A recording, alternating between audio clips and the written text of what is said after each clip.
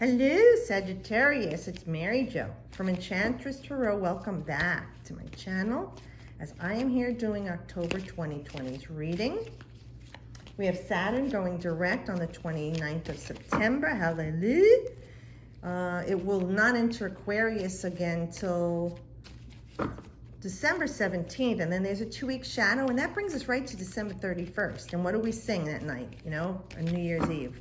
Old Lang Syne, right? We say goodbye to Father Time, and that's Saturn. Old, slow-moving time, old paradigms, governments, societies that were established 1,000 years ago by men and destroying the matriarchal society, and all of those people are dead. So, you know, we need something new here. And briefly, Saturn had left Capricorn after like a year and a half and went into Aquarius, and then bam, retrograded in January. And look, we're in lockdown. Saturn does rule prisons and governments, of reform, structure, buildings, you know, stubbornness, rigidity, and it's the outer world and your career and reputation. It's the 10th house, Capricorn. So depending on where Sagittarius, Capricorn is in your chart is how it's affecting you. And now, bad enough we got all this crap with Saturn there, Pluto's been riding its butt all this time for over a year, wreaking havoc on the whole world, right? Where we're looking to destroy things with Saturn. Pluto comes in to just viscerate it. That there is just, it's destroyed and rebuild something new out of the ashes. Sagittarius, you know that you like the higher knowledge, the truth about things, right? Well, Scorpio dives deep to uncover the mysteries, the secrets, the lies, dives into the psyche, the great detective, right?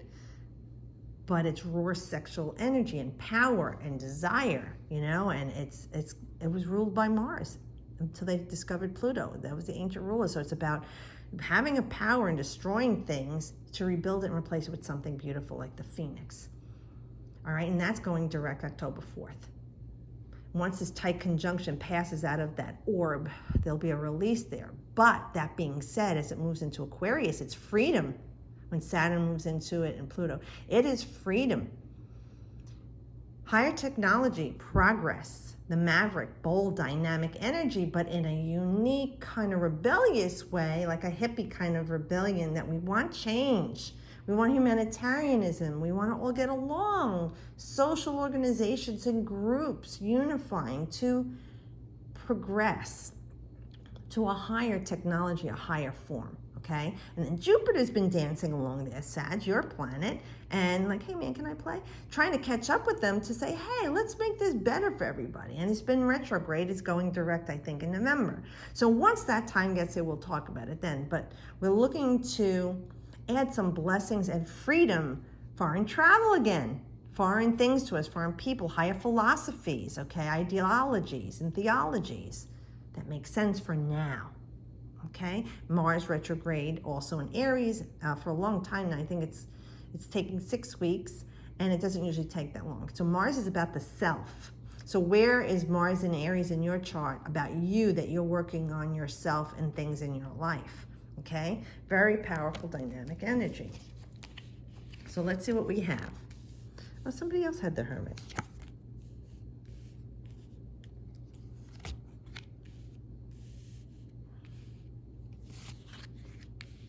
Okay, so the Hermit is talking about what's releasing for you because it's moving on out. You're coming out of the cave. You know, we know the Hermit is us in the Tarot. We start as the Fool, and then we go along our journey and our experiences. So the Hermit, who had been disappointed by the world and life, resolves to hermetic lifestyle, living in a cave, coming out only at night to wander, commune with nature, the universe, and himself. He finds ways of curing from the earth. He finds a way of curing with oneness in nature and his higher self in meditation, contemplation, and all he has is his little lantern and his staff. But he's looking at all the dangers around him. He's careful of where he's moving about. But he's learning in this process, being disappointed by the structures of the world that he had known. Now, after a while, he does return. He returns to society, but he is renewed Even if the world has not changed, he is wiser from his experience in the world and then in his time of introspection. So this is Virgo, right? And Virgo rules the 6th house of daily routines and health. So with that, this is the healing card, but it's about healing ourselves and that we do it ourselves. And it's a part of our realizing our oneness with all of God's creations, his universe, the flora, fauna, natural resources and elements that we are blessed with on this planet, the healing power of everything God has put on this planet for us to tie into, and most importantly, that it's within ourselves to heal ourselves. So I really feel moving forward, especially this 9 energy, that cycle has ended for you, this misery, and it's time for you to re-enter the world, although you will be brand new. You'll be more of, like they say, you're awakened and aware. Now that you're awoke and out into the world, you can see things with a quiet gentleness that you did not see or feel before. And you can tend to that easily. Any of the attacks or onslaughts or the wound sets, you'll know how to handle because you can trust yourself now. Like I said, you're wiser from this. And this will have anything to do with, because you know I read in general. You know you're smart. You know how I read. Spirit's telling you this about any of the relationships you're having right now that you're distraught about or worried about, especially with Virgo worries. Worry what, okay? Anxiety, gastrointestinal pain, you know, on central nervous system. But anything with your job, school, whatever's going on in your life, apply what Spirit just told you to that. You're wiser for it. And now you're writing ahead here. This is an emotional journey. For some of you, this is someone coming into your life, and this is an ideal person for you as a love mate. They're offering you nice dates, going out, like picnics, enjoyment, the pleasures of life that are simple. It's not about extravagance, you know, and we're kind of still limited. It will be opening up. But for now, this individual is coming into your life and offering you love. This is not fleeting and a hit and miss. This is something that they're looking to have pleasurable, joyful interplay with you. And now that you've come into the world a bit wiser, maybe from a previous relationship, even if it's the same relationship and there's been a healing, this is what this would represent. And you're ready to ride with this person and enjoy the pleasures of life. Let me just see there, a little mouse or a rat. The scenery is starting to change the foliage, so it does kind of tie in right now. Because this person would be our Cancer, Scorpio, or Pisces, okay, male or female. That being said, if it's not a person for you, this is an emotional journey. You're coming out of here with this mental realm and clarification, clarity. This is now you're on this emotional journey as you move forward in your life. You're ready to ride. You're wiser. You know, this cup needs to be filled with the pleasures of joy and love and bliss, sure. But this cup also represents your spirituality. You're in tune, your oneness with nature, with God, with the universe, your higher self, whatever you call it. Okay, I don't judge. And this is you ready to go. Now, in other decks, this horse is not rearing up with the Knight of Cups. Here he is taking action, or she is taking action. The Knights carry fire, even though this is water. So this is not only that you are impassioned again, you're passionate about something in your life again. And emotionally, your stirring is coming up for you. You're feeling in love with this situation, this new job, this idea to just leave this job and start a new job. You're in love with this new form of study that you left the old form of study that you felt would leave you empty. You're in love with the person that you're becoming now that you've re-entered the world. This is a feeling of joy and pleasure that you don't buy this stuff. I feel loved. I feel safe. I feel joy. I feel bliss. I feel pleasure. I feel happy. I feel empowered with all this yellow here and the orange and red, so you know that you're creating something. You're ready to birth something, Sagittarius, that you're very empowered with. You know, and you're armed with everything you need. The visor is down and you're rearing to go. The black horse indicates that there is no negativity here. You are protected here. And you're moving forward now. Now the cups would represent the next water sign would be Scorpio, and we are in October. We are on the cusp of Scorpio this month. So it could be during the time of Scorpio you feel this readiness to ride. Now you figure this here is Virgo, which is Earth. Okay, but it is Mercury rules it. The cups, water. Now we have fire, wands, that's you. And then here we have this Earth card. So we have all these different elements coming together for you. With the Page of Wands, it could be a child up to 18. That's a fire sign, Aries, Leo, Sag, that maybe you've had some difficulties with while they were home during this whole virus thing. And now they're returning to school, either brick and mortar or remotely or homeschooling. You know, you had concerns with them. Let me tell you something. They needed to go back to school. They needed to socialize. They need to be around other children. This has been a very difficult time for them. Even though you're saying, what, they're kids, they didn't have to worry about the bills or putting food on the table. Well, you know what? Children are very psychic. It is after a time being around adults that they lose their contact with their spiritual sense. You too, as an adult, if you have. They sense everything, and they were worried too, and they were acting out in the best way that they knew how, of not knowing what was going on around them. But I really feel like things are ripe for the picking. You know, here we go again, orange. We're creating something very empowering, these colors too. I really feel like this is the news you've been waiting to hear. Maybe the child is accepted to a magnet school or a charter school, or that there's room for them to go back into the classroom, or you found a better teacher for your child if you are going to be homeschooling them with a homeschool teacher or remotely.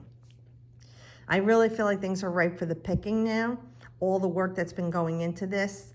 And this could be during the time of Sagittarius, our next fire sign, okay?